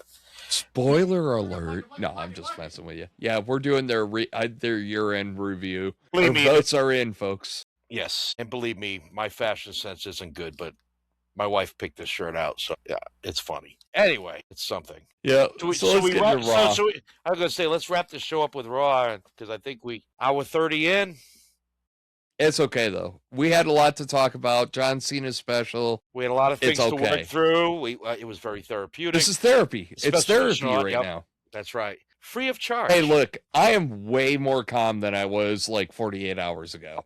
Just saying. Me and Mikey had to like talk Sean off the ledge there. He was like, I hate lazy booking. about ready to Anyway, call you- so I was about ready to call your wife and like take all his shoelaces and shop objects out of the house. Take all the strings out of his hoodies too. you can't because you don't see me. Sean was hot Saturday night. He was hot. It was funny. Entertaining. It's not going to belabor the point, but the bottom line for Sean is we just got it. We literally just got done having this whole soliloquy about John Cena, and I wanted it to be bigger and more grandiose for him. And coming out of it, it didn't. It kind of put a little bit of a stain on it, and that's really my big problem with it. Well, And if there was an what they opportunity did- for us to do a post show after a big show, that was last Saturday night. But definitely we'll have to think about that in the future. 'Cause it would have been entertaining. I don't know how good it would have been, but it would have been entertaining. So I will say this, and we haven't even touched on it. I want to make sure we touch on it. All the wrestlers coming out at the end of that was amazing. The entire back locker room area, all of it, Gorilla cleared out, came up. I thought it was great. I do kind of have a little bit of a issue with the fans. I get that you're kind of PO'd at Triple H at the time, but like take in what you're taking in, right? There's a funny story coming out of this, so bear with me. So the belt thing was an homage, to something that was done. And I've been talking about this leading up to this moment, which is there's been little callbacks. They did it to Hogan. Yep, they did it to Hogan. And there's been little callbacks to little things that have happened over time for Cena. And that was probably the last one. And it was really well done. So at the end of all this, everything clears out. Cody Rhodes is sitting there staring at the shoes and all the other accoutrements. And he gets his interview, blah, blah, blah. Guess who put out a post on X today? You'll never guess. This guy's brilliant at social media, by the way. Drew McIntyre. Any guesses? Drew McIntyre. It was Drew effing McIntyre. And it basically said, oh, there's a camera here. Let me stay here just a little bit longer. Thank you, Drew. Thank you, freaking Drew McIntyre. Listen. By the way, go to the WWF YouTube site. And I'll tell this to the people out there watching too. So they did a vignette where Nick Aldis went to Drew McIntyre's house. Adam Pearce. No, it was Pearce, right? No, Nick Oh, Aldis. it was Aldis. So like he and Drew are sitting outside, and he's like, because remember, Drew doesn't want to meet because it's a hostile work environment. So he says, you can get a rematch with Cody. Cody wants to bring you back, and Drew's like, no, it's not safe. It's all about what Cody wants. So Drew wanted a stipulation match with Cody, and just as they were agreeing to that, Cody shows up on the Ring doorbell camera out trying to like invade Drew McIntyre's house, and Drew's home security guards are like holding him back, and Drew comes out and they fight on the front lawn. A couple of Christmas ornaments get destroyed, and good 4 minutes. It was back in like the late night, right when they were getting into like, remember when they did the Brian Pillman like Steve Austin segments, and they would do it at houses. That was so cool to see. Like, I hope they bring that stuff back. So, Who was the ultimate so stalker? with this Was that influx, Nikki Cross? I remember not that long ago that somebody was stalking, was it AJ Styles? think so. But yeah, like They've had a couple of good stalker it was angles, I'm not gonna lie. it was very attitude error-ish. I like the fact, like, we've seen it more because Drew beat up Cody on Cody's bus, so now Cody's going to Drew's house to beat him up at his house. So I kind of like when you see like stuff like that. It's very attitude era-ish, like late 90s, early 2000s. So yeah, I just not part of the script. I saw it today or last. Yes, yeah, I did. I saw it today. And I like it was cool. It's only 4 or 5 minutes, and it's good. I saw the post that it just in passing, and I was like, "Wait a minute, wait, Drew." I did. Oh my god, that's brilliant! I sent it to you, didn't I? I thought I sent it. I thought I I sent think you the I video. saw it in my feed, but Okay. No, I saw the video that you're talking about. I'm talking about his one-shot post Yeah, I haven't of seen like that Cody yet. staring at Cena's gear, and like Drew McIntyre's like, "Oh, there's a camera. Let me hang out a little longer." I was like, "Bro, Drew McIntyre." Listen, heel Drew McIntyre, social media wise, has been effing brilliant. And Matt, you heard it, Mikey heard it, and Mikey is one that likes to watch the world burn, and sometimes I do too. Here's a news flash for you. The Netflix anniversary special, I want to watch Cody Rhodes and CM Punk lose. Both of them lose. I want it to be the year of the heel. I want to watch, and what makes it brilliant is I want to watch Cody Rhodes and CM Punk try to crawl over each other to try to get their titles back. I want them to get in each other's way so much that trying to get through there. Royal Rumble, one of them, Thunderdome, bitches. 2 men enter, 1 man leaves. That's what I'm all down for, man. Like, bring it. I want that crap. Like, if let's build it up to something that matters. And honestly, it actually makes Cody Roman way more compelling. Cody gets stepped on, Punk gets back into the title picture, Cody doesn't. And now Cody Roman is just for Cody Roman. Ooh, give me it. I'm all about I don't the think- heels, man. I'm all about the heels. I think, yeah. Right now, I think that like having Bron Breakker and Drew McIntyre go, I have a soft spot in my heart for Drew McIntyre for 2 things. One, carrying WWE through the pandemic era and winning the title, but not really getting the crowd. That really has always stuck in my craw. And I don't care if he's getting heat or not. He deserves to walk out in front of a WWE crowd as champion. And he truly, utterly deserves that.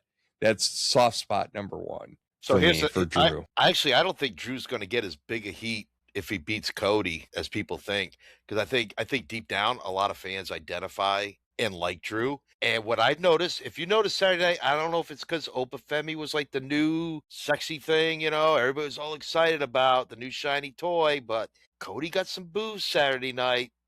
That crowd had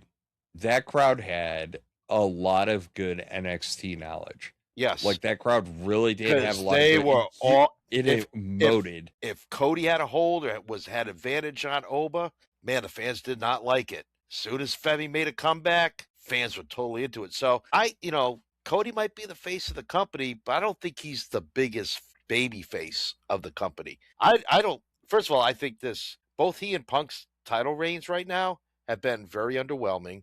Correct. I can't hold it against Punk. Punk got it by default because of the Seth Rollins injury. So life stuff happened and changed things. But like Cody's much more intriguing when he doesn't have the title and he's chasing it. And then when he wins it, it's really cool. But then like after like 2 or 3 months, you're like, okay, like let's go through this scenario, like lose it again so we can come up with another way. It's just I'm down for Cody dropping it. And like I said, I think it's much more intriguing. I literally want them getting in each other's way, trying to get back to the WrestleMania main event. But what I want Cody and I want CM Punk spending their entire time, like literally, like, 2 people trying to get out of a swamp and the one guy is pushing the other guy down. I want to watch them crawl over each other to try to get their titles back. Well, I think it's great. Bron beats Punk. Heyman's like his plan for the Vision is coming into effect. Drew beats Cody. Paul Heyman can still do some shit talking and bragging because Drew's kind of a guy that he can reach out and borrow to be in the Vision as needed. So he's an indirect Heyman guy without being a Heyman guy. So I Paul really Heyman, want the Vision now that they're kind of fulfilled, and we'll get to it at the end of the Raw here, but now that they're fulfilled, I really want the Vision to, and I think I see the calculus here. We'll get into it. I don't want to ruin it for the end. We're already an hour 40 in, but Yep. I think that Paul Heyman, I think the Vision, it's time to start collecting gold like a Yep. freaking Pokemon, man. It is time for them to start strapping up big, Time and for I the think hi- they're going to. Yep, But they- let's get through Hi- everything else, because a lot of cool stuff happened. There was some cool stuff. It wasn't the greatest episode of Raw. no, but I'm But- ready for the hostile takeover though of the Vision down the line. Great, that'll be so good. All right, let's get on Yep. to the The Usos and New Day, which it was great, and you're never going to have a bad match with those two teams ever. Period. End of story. Whatevs. Like, you're not. I just hope it's not a one and done, but it looks like it is because I think the Usos are going to be going up for the gold or a stronger competition. But you can always run the. It'll Usos be to interesting to. It'll be interesting to see them have a run towards it. I don't know until you're ready to break Dragon Lee and AJ Styles up. Like, whatever. They're carrying it good. Those titles matter. And now that you got legit teams, you got New Day, you got You got War Raiders, you got Judgment Day. If you got Finn and Judgment JD. Day out there. No, JD's on the shelf. Not very long though. He said I don't think he's out very long. He said he'll be right back. So hopefully it's All right. quick. Hopefully it's quick. So after that, we get more of the same. We get Rhea and Io Sky coming out to the ring. Rhea gets misted by Asuka, and stuff and things and chaos and all greatness and everything else. Whatever. It's just more continuation of the women's tag division, which is also heating up very. Man, we're going to be choked out by tag wrestling here in the near future. I have a feeling. Me too. So we get All right. Maxine Dupree and Ivy Nile. So first time I've seen Ivy Nile in quite some time. Very impressed. And you could kind of see the Maxine character development going on. Look, Maxine's not the cleanest wrestler. She's not the most talented wrestler. I don't think we had a most improved category. If it was, I think it's between her and Raquel, at least for females. Yeah. Like, it is between her and Raquel. She improved. Well, every time you see Maxine, she seems to improve, and she took another step forward last night. I like the fact too with her character, they just didn't put those video packages you see where she's just laying waste to people. Obviously, it's an edited video, so I like the fact that we didn't get that totally last night. We got bits and pieces a little bit here, but her ground and pound is like really improved. They changed her look up a little bit. I made the comment, she reminds me of Elizabeth Berkley from Saved by the Bell. And I know this is horrible to say, but more like the Showgirls era, Elizabeth Berkley. You see it too, Sean?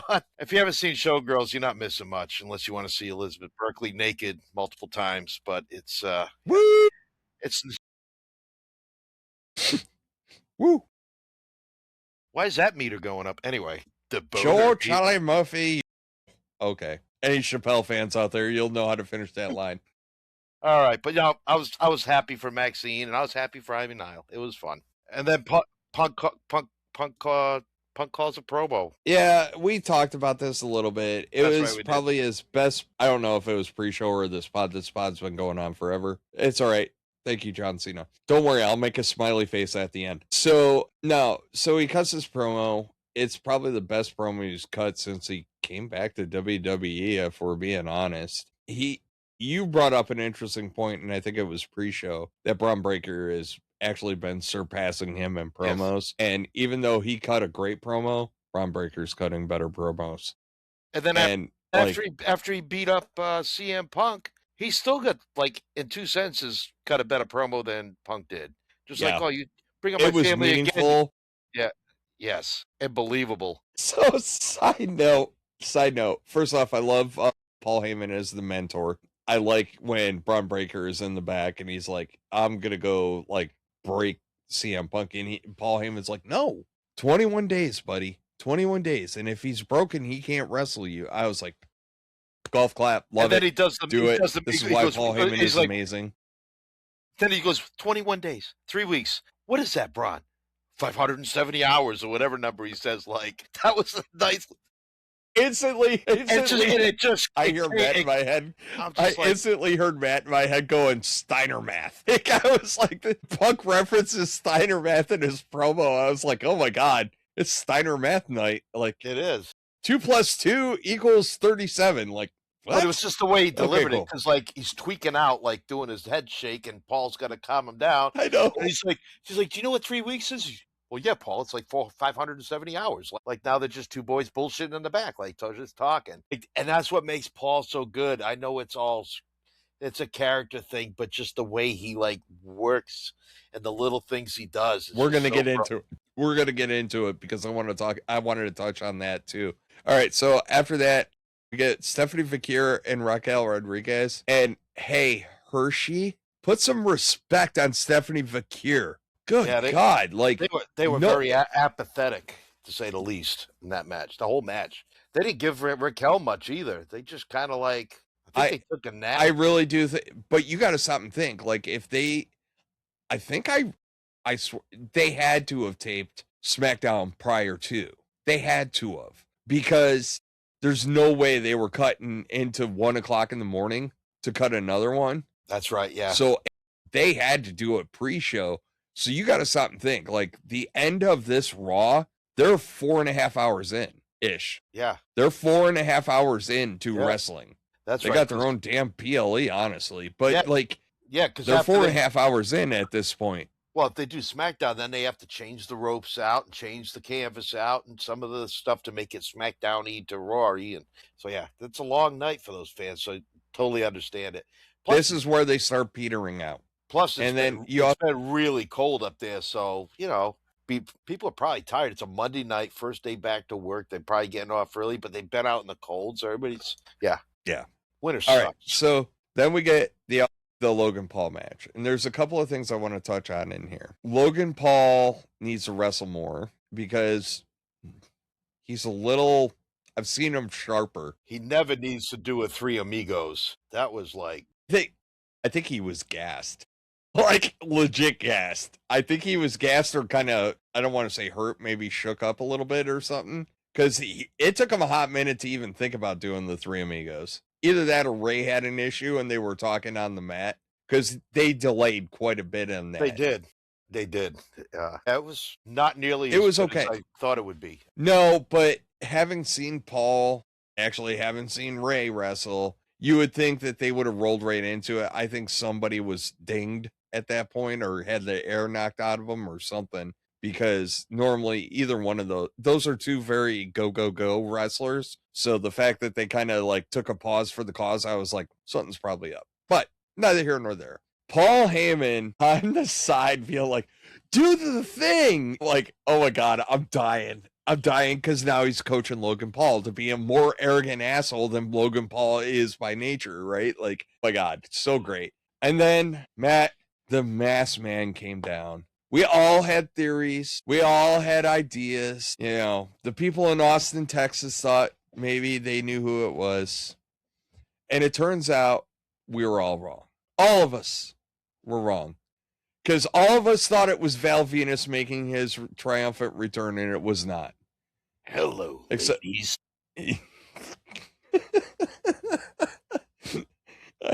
I hated that character so effing bad.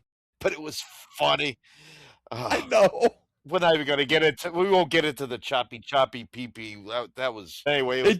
But anyways, the whole point is like, damn well near everybody knew it was going to be Austin Theory, which is fine. But I want to talk about this as it relates to the vision. Now you got a core four, and I think I know where they're going with this. Bronson Reed has been kind of in limbo lately, right? Because we know Bron Breakker is going to the championship picture. You have Bronson Reed, who can't go into the championship picture because Bron Breakker is going into the championship picture. So it makes me wonder if now, by adding Austin Theory, I think this goes back to my earlier point about getting a lot of gold and straps on the vision. Bronson Reed's your mid-card guy. Theory and Logan Paul are your tag guys. I was just thinking, like, because we always thought that they were going to make Bronson and Bron like tag champs. Well, that went away. And then is it Bronson and Logan tag champs? But no, a team of Austin Theory and Logan Paul's Really interesting. Makes so much sense. And oh my God, the arrogance of those two together.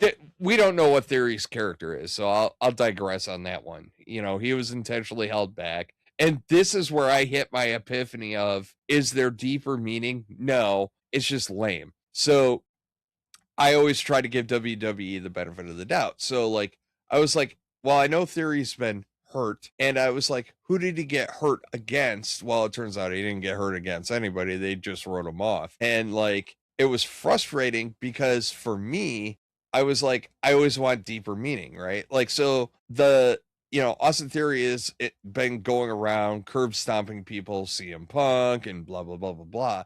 But he reveals himself to Rey Mysterio, or during Rey Mysterio's match. And I was like, well, maybe he got hurt against Mysterio, and he's, hello, I'm Amigo Montoya. You killed my father. Prepare to die. But you know what I'm saying, right? Like, he's there for payback. Great movie, by the way. Mel Gibson. Movie references. No, amazing what you get in 2 hours. Montoya. Isn't that's Robin? Domingo Montoya is Princess Bride. But Bride. Payback, the movie, is okay. All right. You got me confused. Keep up. Which crazy world, huh? So Princess Bride with Andre the Giant, directed by Rob Reiner, who we just lost in the last few days. So kind of crazy world. But yeah, I love Princess Bride. It's a classic. It is. It's one of the best films out there. And I don't even like Fred Savage. So, see? Perfect wrestling movie. You have Andre the Giant and you have a Savage in there. Perfect. That's right. Perfect. Anyways, like, what did you think about the reveal of the Masked Man? I thought so we kind of talked about this right before we went live. I thought they could have done it better. I think like the hood you had a good idea how it could have got ripped off. I thought that the Masked Man comes out and Adam Pearce was already in a mood and wanted to know who the Masked Man was. Why didn't we see Adam Pearce come out when like the Masked Man come out? You wanted to see him so bad. He comes ringside. Where's Adam Pearce? Still checking the door to make sure Gunther's not coming back? Like, really? So I think what they should have done was WWE security runs out and they grab a hold of him, and Adam Pearce could have come up and ripped the hoodie off of the mask or whatever, and we could have seen it was Austin Theory. But time out. I didn't like Austin. I didn't like him just run up. What do we miss? We missed something very important, and it has nothing to do with Austin Theory. But we were talking about Masked Men, and we glossed over and didn't even mention the most impressive thing of the night from a Masked Man. Grande Americano. Yes. Cutting an entire effing promo in Spanish. And we all know it's Ludwig Kaiser. And I'm like, texting you guys, I'm like, damn, that Rosetta Stone is kicking in, boy. Yeah. Like, damn. So CKS. Like, that's what it is. Like, holy crap, dude. Good on him. Sorry, I digress. But, like, I had to throw that. We started talking about Masked Men, and I was like, El Grande Americano. It took you 6 months, but you're finally coming around on the El Grande Americano characters. No, I just appreciate appreciate the fact that he actually takes the time and put in the work. Yeah, I really do, and I will enjoy the character because of that. See, so someday you will enjoy Gunther. Just give it time. No. As soon as he finds it, then I'll enjoy him. Okay, because he doesn't excite me right now. He's just a guy. I know, throwback, blah, blah, blah. Okay. Like, he's a guy. All right. Well, we beat up on Gunther enough and John Cena. So what else do we have to talk about in this for Raw? We talked nothing. So nothing. We're at 2 hours. We got to wrap this up. Tell the folks where to find us, Matt. You can find us on YouTube, TikTok, podcast, Spotify, and hopefully after talking with Mikey and those guys, we're going to find some other outlets, hopefully, to get our product on. So, again, hey, a lot of good content today, this past week. When I say content, people commenting, making our videos, dialogue between us, between other people that are commenting. So please keep that up. Also, our new subscribers throughout our social media channels, welcome aboard. Glad to have you here. We had a pretty good week as far as picking up people across social media. So again, please like and subscribe. It'll get the channel out more. Definitely want to be able to share what we talk about with more people. And with that, Sean, that's all I got tonight. And I'll send it back to you, bro. Hey, man. Yeah, like Matt said, like, subscribe, comment, talk to us. Let us know what you're thinking out there. Unfortunately, I'm a little behind the curve, but whatever. And like I said, my X feed was worthless this week. It was all Patriots fans crying. It was all people crying about Gunther and freaking Cena. But you know what? This is therapy. We're all going to get through it, but it's all good. Hey, it's the holiday season. So make sure you're checking on friends. Reach out to your loved ones. Make sure everybody's doing good. Check in on them. All that good stuff. And as always, we'll talk to you guys next week. Last you thing, don't see me. Sunday, and thank you, Cena. Sunday night, we're guesting with BC WrestlePod, so we'll probably get a link up to you for that as well if you want to check that out. And as we collaborate with them, and yeah, we'll be back here next Tuesday night for our holiday edition. The first If We Had the Pencil Christmas Spectacular. Merry Christmas, mother. All right, folks. We'll talk to y'all next week. Have a good one. Talk to you Peace later. out.